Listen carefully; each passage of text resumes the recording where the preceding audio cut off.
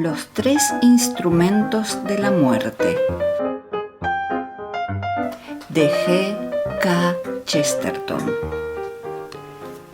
Tanto por profesión como por convicción, el padre Brown sabía mejor que casi todos nosotros que la muerte dignifica al hombre. Con todo, tuvo un sobresalto cuando al amanecer vinieron a decirle que Sir Aaron Armstrong había sido asesinado.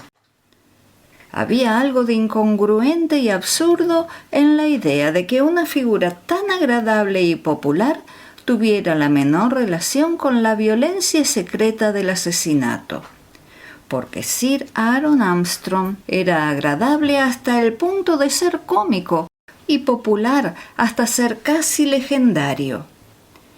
Era aquello tan imposible como figurarse que Sunny Jim se había colgado, o que el pacífico señor Pickwick de Dickens había muerto en el manicomio de Hanwell. Porque, aunque Sir Aaron, como filántropo que era, tenía que conocer los oscuros fondos de nuestra sociedad, se enorgullecía de hacerlo de la manera más brillante posible. Sus discursos políticos y sociales eran cataratas de anécdotas y carcajadas. Su salud corporal era tremenda, su ética el optimismo más completo, y trataba el problema de la embriaguez, su tópico favorito, con aquella alegría perenne y aún monótona que es muchas veces la señal de una absoluta y provechosa abstinencia. La historia corriente de su conversión era muy conocida en los círculos y púlpitos más puritanos. Cómo de niño había sido arrastrado de la teología escocesa al whisky escocés. Cómo se había redimido de lo uno y lo otro y había llegado a ser, según él modestamente decía, lo que era.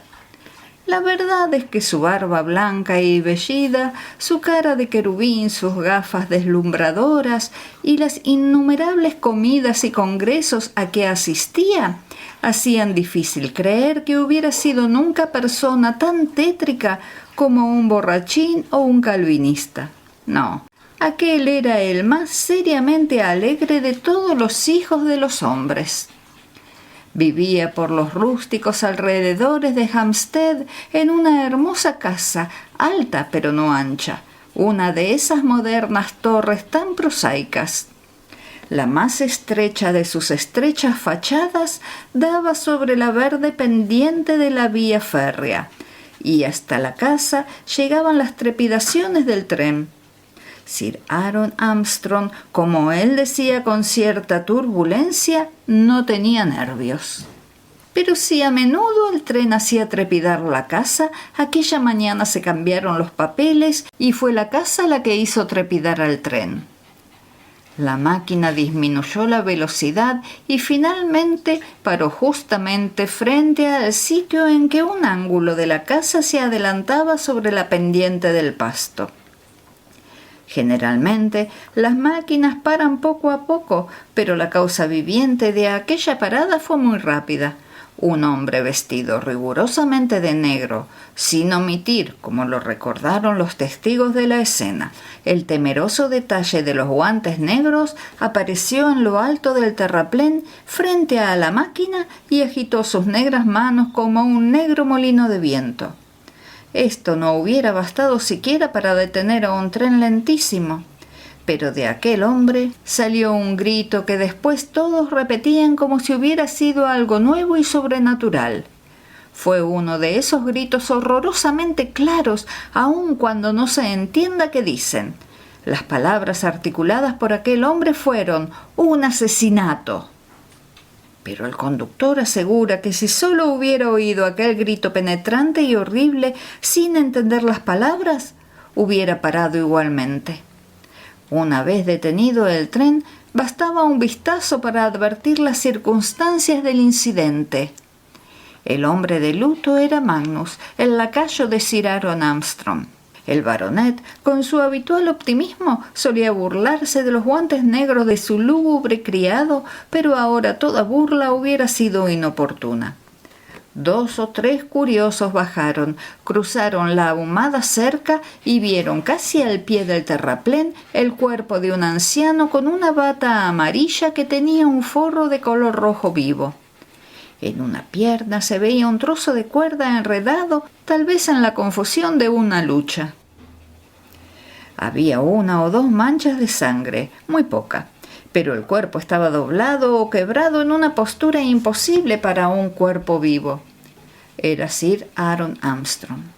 Poco después apareció un hombre robusto de hermosa barba, en quien algunos viajeros reconocieron al secretario del difunto, Patricio Royce, otrora muy célebre en la sociedad bohemia y aún famoso en el arte bohemio.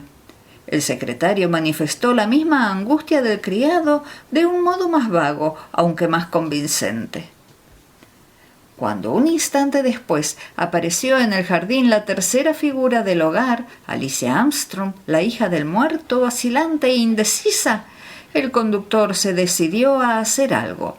Se oyó el sonido de un silbato y el tren, jadeando, corrió a pedir auxilio a la próxima estación. Y así, a petición de Patricio Royce, el enorme secretario ex bohemio, vinieron a llamar a la puerta del padre Brown. Royce era irlandés de nacimiento y pertenecía a esa casta de católicos accidentales que solo se acuerdan de su religión en los malos trances. Pero el deseo de Royce no se hubiera cumplido tan deprisa si uno de los detectives oficiales que intervinieron en el asunto no hubiese sido amigo y admirador del detective no oficial llamado Flambeau. Porque, claro está, imposible ser amigo de Flambeau sin oír contar 1000 historias y hazañas del padre Brown. Así, mientras el joven detective Merton conducía al sacerdote campo a través a la vía férrea, su conversación fue más confidencial de lo que hubiera sido entre 2 desconocidos. Según me parece, dijo ingenuamente el señor Merton, hay que renunciar a desenredar este lío. No se puede sospechar de nadie. Magnus es un loco consumado, demasiado loco para ser un asesino. Royce, el mejor amigo del baronet durante años. Su hija lo adoraba, sin duda. Además, todo es absurdo. ¿Quién puede haber tenido empeño en matar a este viejo tan simpático? ¿Quién en mancharse las manos con la sangre del amable señor de los brindis? Es como matar a San Nicolás. Sí, era un hogar muy simpático, asintió el padre Brown. Mientras él vivió, al menos así fue siempre. ¿Cree usted que seguirá siendo lo mismo de alegre? Merton, asombrado, le dirigió una mirada interrogadora. ¿Ahora que ha muerto él? Sí, continuó impasible el sacerdote. Él era muy alegre, pero ¿comunicó a los demás su alegría? Francamente, ¿había en esa casa alguna persona alegre fuera de él? En la mente de Merton pareció abrirse una ventana, dejando penetrar esa extraña luz de sorpresa que nos permite darnos cuenta de lo que siempre hemos estado viendo. A menudo había estado en casa de Armstrong para cumplir en sus funciones policíacas ciertos caprichos del viejo filántropo. Y ahora que pensaba en ello, se dio cuenta de que, en efecto, aquella casa era deprimente. Los cuartos muy altos y fríos, el decorado mezquino y provinciano, los pasillos llenos de corrientes de aire, alumbrados con una luz eléctrica más fría que la luz de la luna. Y aunque en contrapartida la cara escarlata y la barba plateada del viejo ardieran como hogueras en todos los cuartos y pasillos, no dejaban ningún calor tras de sí. Sin duda, aquella incomodidad de la casa se debía a la vitalidad misma, a la misma exuberancia del propietario. A él no le hacían falta estufas ni lámparas, llevaba consigo su luz y su calor. Pero recordando a las otras personas de la casa, Merton tuvo que confesar que no eran más que las sombras del señor. El extravagante lacayo con sus guantes negros era una pesadilla. Royce, el secretario, hombre sólido, hombrachón o muñeco de trapo con barbas, tenía las barbas de paja llenas de sal gris, como de trapo bicolor, y la ancha frente surcada de arrugas prematuras. Era de buen natural, pero su bondad era triste y lánguida, y tenía ese aire vago de los que se sienten fracasados. En cuanto a la hija de Armstrong, parecía increíble que lo fuera. Era tan pálida y de un aspecto tan sensitivo, graciosa, pero con un temblor de álamo trémulo, y Merton a veces se preguntaba si habría adquirido ese temblor con la trepidación continua del tren. «Ya ve usted», dijo el padre Brown pestañeando modestamente, «no es seguro que la alegría de Armstrong haya sido alegre para los demás. Usted dice que a nadie se le puede haber ocurrido dar muerte a un hombre tan feliz. No estoy muy seguro de ello. Ne nos induca sin tentationen. Si alguna vez me hubiese yo atrevido a matar a alguien, añadió con sencillez, hubiera sido un optimista». «¿Cómo?», exclamó Merton risueño. «¿A usted le parece que la alegría de uno es desagradable para los demás?». «A la gente le agrada la risa frecuente», contestó el padre Brown, «pero no creo que le agrade la sonrisa perenne. La alegría sin humorismo es cosa muy cansada». Caminaron un rato en silencio bajo las ráfagas por el herboso terraplén de la vía, y al llegar al límite de la larguísima sombra que proyectaba la casa de Armstrong, el padre Brown dijo de pronto, como el que echa de sí un mal pensamiento más que ofrecerlo a su interlocutor: «Claro es que la bebida en sí misma no es buena ni mala, pero no puedo menos de pensar que a los hombres como Armstrong les convendría tomar de vez en cuando un trago para entristecerse un poco». El jefe de Merton, un detective muy apuesto de pelo entre gris llamado Gilder, estaba en la verde loma de la vía esperando al médico forense y hablando con Patricio Royce, cuyas anchas espaldas y erizados cabellos lo dominaban por completo. Y esto se notaba más porque Royce siempre andaba encorvado de una manera hercúlea y deambulaba por entre sus pequeños deberes domésticos y de secretaría con un aire de pesada humildad, como un búfalo que arrastra un carro. Al ver al sacerdote, levantó la cabeza con evidente satisfacción y se apartó con él unos pasos. Entretanto, Merton se dirigía a su superior con evidente respeto, pero con cierta impaciencia de muchacho. «¿Y qué, señor Gilder? ¿Ha descifrado usted este misterio?».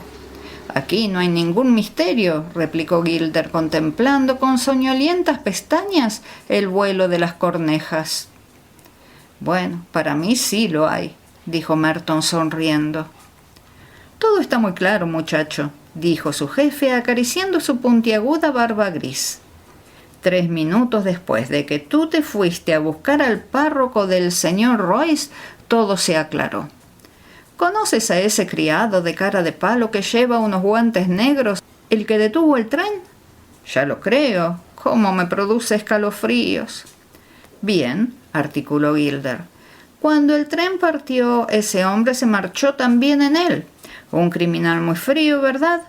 Mira tú que escapará en el mismo tren que va a avisar a la policía. «¿Pero está usted seguro?», observó el joven, «de que fue él quien mató a su amo». «Sí, hijo mío, completamente seguro», replicó Gilder secamente. «Por la sencilla razón de que ha escapado llevándose 20.000 libras en acciones que estaban en el escritorio de su amo. No, aquí lo único que merece el nombre de misterio es cómo cometió el asesinato. El cráneo parece roto con un arma potente, pero no aparece arma alguna y no es fácil que el asesino se la haya llevado consigo, a menos que fuera lo bastante pequeña para no advertirse. O quizá lo bastante grande para no advertirse», dijo el sacerdote dominando una risita. Gilder volvió la cabeza y le preguntó a Brown secamente qué quería decir. «Nada, una necedad. Ya lo sé», dijo el padre Brown. algo que parece cuento de hadas, pero se me figura que el pobre señor Armstrong fue asesinado con una cachiporra gigantesca, una enorme cachiporra verde, demasiado grande para ser notada, y que se llama la Tierra. En suma, que se rompió la cabeza contra esta misma loma verde en que estamos. ¿Cómo?, preguntó el detective con vivacidad. El padre Brown volvió su cara de luna hacia la casa y pestañeó como un desesperado. Siguiendo su mirada, los otros vieron que en lo alto de aquel muro y como ojo único había una ventana abierta en el desván. ¿No ven ustedes?, explicó señalándola con una torpeza infantil. ¿Cayó o fue arrojado desde allí? Gilder examinó atentamente la ventana y dijo después: «En efecto, es muy posible, pero no entiendo cómo habla usted de ello con tanta seguridad». Brown abrió sus grises ojos vacíos. «¿Cómo?», exclamó. «En la pierna de ese hombre hay un trozo de cuerda enredado. ¿No ve usted otro trozo allí en el ángulo de la ventana?». A aquella altura, la cuerda parecía una brizna o una hebra de cabello, pero el astuto y viejo investigador se dio por satisfecho. «Muy cierto, caballero. Creo que lo ha acertado usted». En ese instante, un tren especial de un solo vagón entró por la curva, que hacía la línea hacia la izquierda y, deteniéndose, dejó salir otro contingente de policías, entre los cuales aparecía la carota de Magnus, el sirviente evadido. «Por Júpiter, lo han cogido», gritó Gilder, y se adelantó a recibirlos con mucha precipitación. «¿Y el dinero también lo traen ustedes?», preguntó a uno de los gendarmes. El gendarme, con una expresión singular, contestó: «No», y luego añadió: «Por lo menos aquí no». «¿Quién es el inspector?», preguntó Magnus. Y al oír su voz, todos comprendieron que aquel hombre hubiera podido detener el tren. Era un hombre de aspecto torpe, negros cabellos lacios, cara descolorida, a quien los ojos y la boca, que eran verdaderas rajas, daban cierto aire oriental. Su procedencia y su nombre habían sido siempre un misterio. Sir Aaron lo había redimido del oficio de camarero, que desempeñaba en una fonda de Londres, y las malas lenguas aseguran que de otros oficios más infames. Su voz era tan viva como muerta era su cara, sea por el esfuerzo que suponía emplear una lengua que le era extranjera, sea por deferencia hacia su amo, que había sido algo sordo. La voz de Magnus había adquirido una gran sonoridad, una extraña penetración. Cuando habló Magnus, todos se estremecieron. «Siempre me lo había temido», dijo en voz alta con una suavidad ardorosa. «Mi pobre amo se reía de mi traje de luto, y yo siempre me dije que con este traje estaba preparado para sus funerales». E hizo un ademán con sus manos enguantadas de negro. «Sargento», dijo al inspector mirando con furia aquellas manos, «¿cómo es que no le ha puesto usted las esposas a este individuo que parece tan peligroso?» «Señor», dijo el sargento desconcertado, «no sé si debo hacerlo». «¿Cómo es eso?», preguntó el otro con aspereza. «¿No lo han arrestado ustedes?». En la hendida boca del criado hubo una mueca desdeñosa, y el silbato de un tren que se acercaba pareció comentar oportunamente la intención burlesca. El sargento muy gravemente replicó: «Lo hemos arrestado precisamente cuando salía del puesto de policía de Highgate, donde acababa de depositar todo el dinero de su amo en manos del inspector Robinson». Gilder contempló al lacayo con el mayor asombro. «¿Y por qué hizo usted eso?», preguntó. «Porque había de ser, para poner el dinero a salvo del criminal», contestó Magnus plácidamente. «Es que el dinero de Sir Aaron», dijo Gilder, «estaba seguro en manos de la familia». La cola de esta frase pareció engancharse en el estridor del tren, que se acercó temblando y chirriando. Pero sobre el infierno de ruidos a que aquella triste mansión estaba sujeta periódicamente, se oyeron las sílabas precisas de Magnus con toda su nitidez de campanadas. «Tengo razones para desconfiar de la familia Armstrong». Todos, aunque inmóviles, sintieron vagamente la presencia de un recién llegado. Merton volvió la cabeza y no le sorprendió encontrarse con la pálida cara de la hija de Armstrong, que asomaba sobre el hombro del padre Brown. Todavía era joven y bella, en aquel su plateado estilo, pero sus cabellos eran de un color castaño tan opaco y sin matices que a la sombra, de repente, parecía gris. «Modérese usted», gruñó Royce. «¿Va usted a asustar a la señorita Armstrong?» «Creo que sí», dijo el de la clara voz. La dama retrocedió. Todos la miraron sorprendidos, y él prosiguió así. «Estoy ya acostumbrado a los temblores de la señorita Armstrong. La he visto temblar muchas veces durante muchos años. Unos decían que temblaba de frío, otros que de miedo. Pero yo sé bien que temblaba de odio y de perverso rencor. Esta mañana los diablos han estado de fiesta. De no haber sido por mí, a estas horas ella estaría lejos, en compañía de su amante, y con todo el dinero de mi amo a cuestas. Desde que el pobre de mi amo le prohibió casarse con ese borracho bribón». «Alto», dijo Gilder con energía. «No nos importan las sospechas o imaginaciones de usted. Mientras no presente usted una prueba evidente, sus simples opiniones...» «Oh, ya lo creo que presentaré pruebas evidentes», le interrumpió Magno con su acento cortado. «Usted tendrá que llamarme a declarar, señor inspector, y yo tendré que decir la verdad. Y la verdad es esta. Un momento después de que este anciano fuera arrojado por la ventana, entré corriendo en el desván y me encontré a la señorita desmayada en el suelo con una daga roja en la mano. Permítaseme también entregarla a la autoridad competente». En ese momento extrajo de los faldones un largo cuchillo cachicuerno con una mancha roja y se adelantó para entregarlo respetuosamente al sargento. Después retrocedió otra vez y las rajas de los ojos casi desaparecieron de su cara en una inmensa mueca chinesca. Merton se sintió enfermo ante aquella mueca y murmuró al oído de Gilder: «Habrá que oír lo que dice la señorita Armstrong contra esta acusación, ¿verdad?». El padre Brown levantó de pronto una cara tan absurdamente fresca como si acabara de lavársela.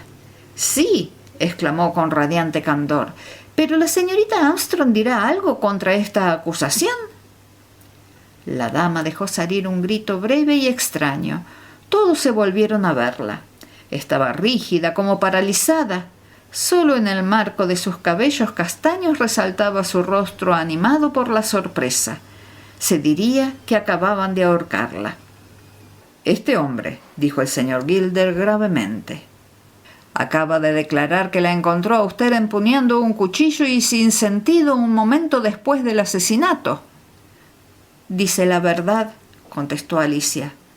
Todos quedaron deslumbrados y al fin se dieron cuenta de que Patricio Royce adelantaba su enorme cabezota y decía estas singulares palabras: «Bueno, si me han de llevar, antes he de darme un gusto».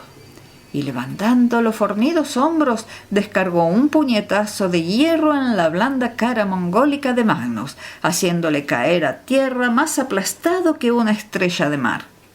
2 o 3 policías pusieron al instante la mano sobre Royce, pero a los demás les pareció que la razón misma había estallado y que el universo entero se convertía en una pantomima insensata. «Señor Royce», gritó Gilder autoritariamente, «lo arresto a usted por agresión». «No», contestó el secretario con una voz como un gong de hierro, «tendrá usted que arrestarme por homicidio». Gilder miró muy alarmado al hombre agredido, pero como éste estaba levantándose y limpiándose un poco de sangre de la cara, que en rigor no había recibido mucho daño, preguntó secamente: «¿Qué quiere usted decir?». «Que es cierto, como ha dicho este hombre», explicó Royce, «que la señorita Armstrong cayó desmayada con un cuchillo en la mano. Pero no había empuñado el cuchillo para atacar a su padre, sino para defenderlo». «¿Para defenderlo?», repitió Gilder gravemente. «¿Y defenderlo de quién?». «De mí», contestó el secretario. Alicia lo miró con expresión compleja y desconcertada. Después dijo en voz débil: Después de todo, me alegro de que sea usted valiente. Subamos, dijo Patricio Royce con pesadez, y les haré ver a ustedes cómo sucedió esta atrocidad. El desván, que era el aposento privado del secretario, diminuta celda para tan enorme ermitaño, ofrecía en efecto señales de haber sido escenario de un violento drama. En el centro y sobre el suelo había un revólver. Por un lado rodaba una botella de whisky abierta, pero no completamente vacía. El tapete de la mesita había caído y estaba pisoteado, y una cuerda, como la que aparecía en la pierna del cadáver, colgaba por la ventana. En la chimenea, 2 vasos rotos y uno sobre la alfombra. Yo estaba ebrio, dijo Royce, y esta confesión sencilla en aquel hombre prematuramente abatido tenía todo el patetismo del primer pecado infantil. Todos ustedes me conocen, continuó con voz ronca. Todos saben cómo empecé la vida y parece que voy a acabarla de igual modo. En otro tiempo decían que yo era inteligente y pude haber sido feliz.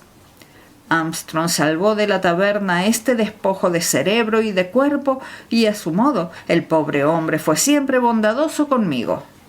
Solo que no quería dejarme casar con Alicia, y todos dirán que tenía razón. Bueno, ustedes pueden formular las conclusiones que gusten, y no necesitarán que yo entre en detalles. Allí, en el rincón, está mi botella de whisky medio vacía. Allí, sobre la alfombra, mi revólver completamente descargado. La cuerda que se encontró en el cadáver es la cuerda de mi baúl y el cuerpo fue arrojado desde mi ventana. No hace falta que los detectives averigüen nada en esta tragedia. Es una de esas hierbas que crecen en todos los rincones. Me entrego a la horca y basta, por Dios. A una señal que fue lo bastante discreta, la policía rodeó al robusto secretario para conducirlo preso. Pero esta operación fue verdaderamente interrumpida por la extrañísima actitud que adoptó el padre Brown. A gatas sobre la alfombra, junto a la puerta, parecía entregado a exóticas oraciones. Como era persona que jamás se daba cuenta de la facha que mostraba a los ojos de los demás, conservando siempre su actitud, volvió de pronto su cara, redonda y radiante, asumiendo aspecto de cuadrúpedo con una ridícula cabeza humana. «Vamos», dijo con sencillez amable, «esto se complica. Al principio, señor inspector, decía usted que no aparecía arma alguna, pero ahora vamos encontrando muchas armas. Tenemos ya el cuchillo para apuñalar, la cuerda para estrangular y la pistola para disparar. Y todavía hay que añadir que el pobre señor se rompió la cabeza al caer de la ventana. Esto no va bien, no es económico». Y sacudió la cabeza junto al suelo como caballo que pasta. El inspector Hilder abrió la boca con intención de decir algo muy serio, pero antes de que pudiera articular palabra, ya la grotesca figura rampante decía con la mayor fluidez: «Y estas 3 cosas inexplicables. Primero, estos agujeros en la alfombra donde entraron los 6 tiros. ¿A quién se le ocurre disparar a la alfombra? Un ebrio dispara a la cara de su enemigo que está gesticulando ante él, pero no riñe con los pies de su enemigo ni les pone sitio a sus pantuflas. Y luego la dichosa cuerda». Y habiendo acabado con la alfombra, Brown levantó las manos y se las guardó en los bolsillos, pero permaneció de rodillas. ¿En qué grado de embriaguez tiene que estar un hombre que ata a su enemigo la soga al cuello para desatarla después y atársela a la pierna? Royce no estaba tan ebrio para hacer semejante disparate, porque entonces ahora estaría más dormido que un tronco. Y finalmente, la botella de whisky. Y esto es lo más claro de todo. Usted quiere hacernos creer que aquí ha habido un combate de un alcohólico por apoderarse del whisky, que usted ganó la botella y que después la arrojó usted a un rincón vertiendo la mitad del whisky y dejando el resto en la botella, lo cual me parece poco propio de un alcohólico». Se irguió de un salto y en tono de límpida penitencia le dijo al presunto asesino: «Lo siento mucho, mi buen señor, pero lo que usted nos cuenta es una sandez». «Señor», dijo Alicia Armstrong al sacerdote en voz baja, ¿Puedo hablar un momento a solas con usted? Esta petición obligó al parlanchín sacerdote a salir de la estancia próxima y antes de preguntar nada, la dama le dijo con una patética precisión: «Usted es un hombre inteligente y trata de salvar a Patricio, lo comprendo. Pero es inútil, este asunto es muy negro y mientras más indicios encuentre usted, menos posibilidad de salvación habrá para el desdichado a quien amo». «¿Por qué?», preguntó Brown mirándola con fijeza. «Porque», contestó ella con la misma expresión, «yo misma le he visto cometer el crimen». «Ah», dijo Brown impertérrito. «¿Y qué fue lo que hizo?» «Yo estaba en este cuarto», explicó ella. «Esta y aquella puerta estaban cerradas. De pronto oí una voz que decía repetidas veces: ¡Infierno! ¡Infierno!». Y poco después las dos puertas vibraron con la primera explosión del revólver.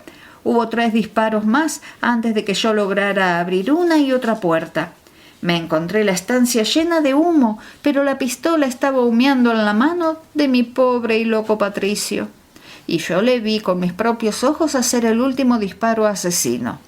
Después saltó sobre mi padre, que lleno de terror estaba trepando por la ventana, y aferrándolo, trató de estrangularlo con la cuerda, echándosela por la cabeza, pero la cuerda se deslizó por los hombros estremecidos y cayó hasta los pies de mi padre, atándosele sola a una pierna.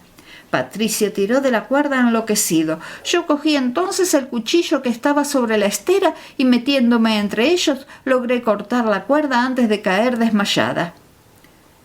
«Ya lo veo todo claro», dijo el padre Brown con la misma cortesía impasible. «Muchas gracias». Y mientras la dama desfallecía al evocar tales recuerdos, el sacerdote regresó rápidamente a donde estaban los otros. Allí se encontró a Hilder y a Merton solos con Patricio Royce, que estaba sentado en una silla con las esposas puestas, y dirigiéndose respetuosamente al inspector dijo: «¿Puedo decir algo al preso en presencia de usted? ¿Y le permite usted quitarse esas cómicas manillas un instante?»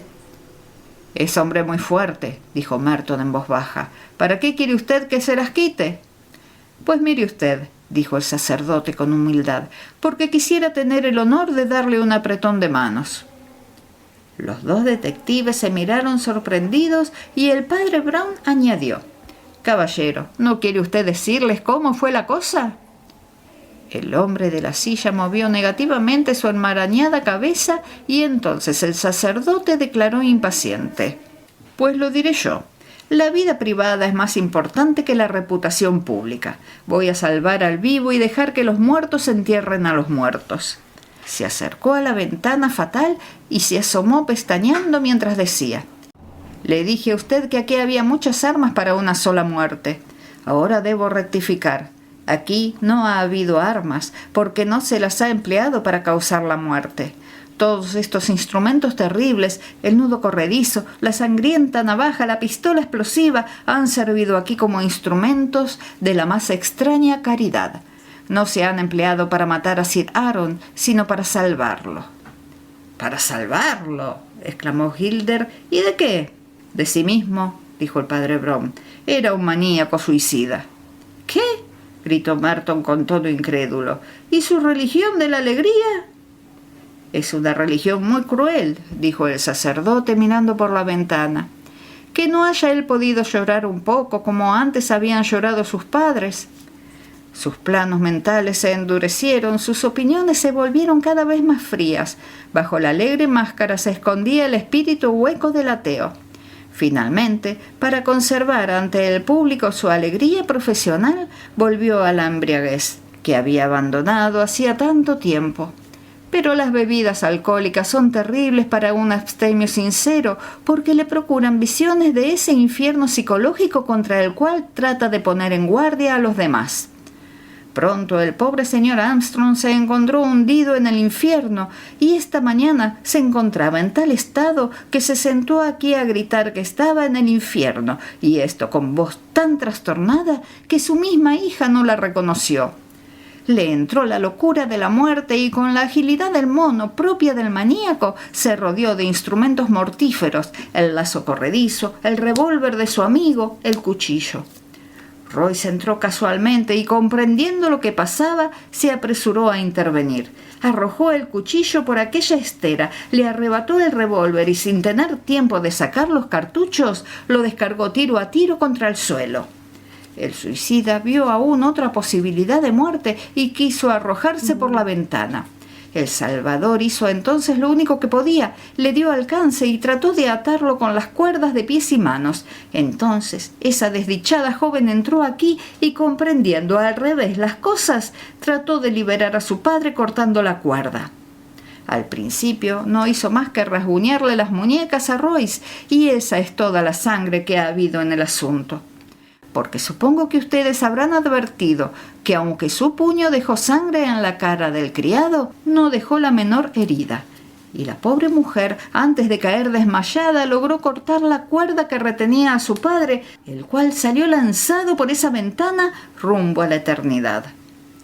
Hubo un silencio, y al fin se oyó el ruido metálico que hacía Gilder al abrir las esposas de Patricio Royce, a quien dijo: «Creo que debo decir lo que siento, caballero. Usted y esa dama valen más que la esquela de defunción de Armstrong».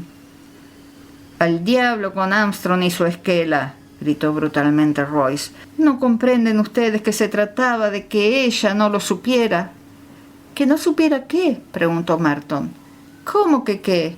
Que es ella quien ha matado a su padre, imbécil», rugió el otro. «De no haber sido por ella estaría vivo. Cuando lo sepa, va a volverse loca». «No lo creo», observó el padre Brown cogiendo el sombrero. «Al contrario, creo que debo decírselo. Ni la más sangrienta equivocación envenena la vida tanto como un pecado. Y creo también que en adelante ella y usted podrán ser más felices. Y me voy, tengo que ir a la escuela de sordomudos». Al salir por entre el césped mojado, un conocido de Highgate lo detuvo para decirle: «Acaba de llegar el médico, va a comenzar el atestado».